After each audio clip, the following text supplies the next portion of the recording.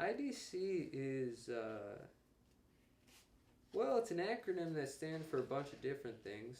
The generally, like, the most neutral one is individuals displaying creativity. And it's just like one of any number of graffiti crews amongst the city. It's generally a group of guys, a couple of girls, who are all interested in doing graffiti and all are like pretty much friends with each other.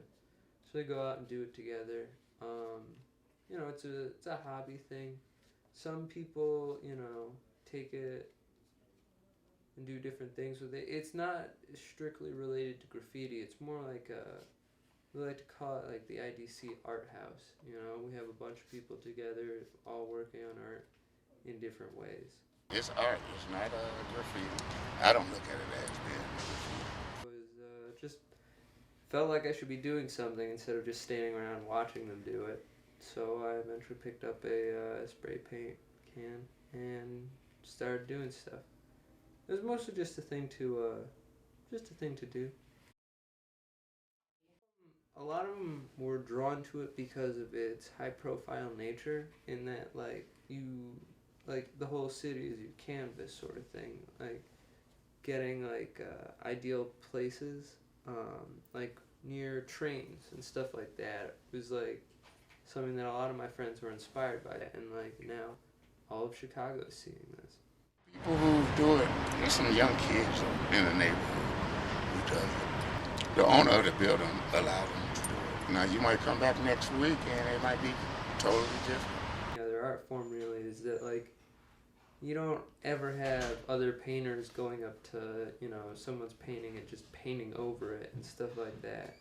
Whereas in graffiti, it's commonly like it's almost expected for people to go over one another in a certain sense.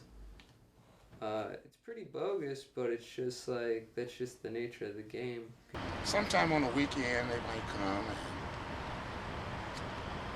and paint it all black, then start all over.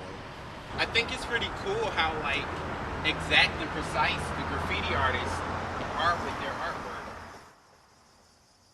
It takes a surprisingly long amount of time to do like a pretty good piece on a wall. I mean, spray paint can is actually like really tiring to like just hold down the spray nozzle like for maybe 15 minutes while you're doing something.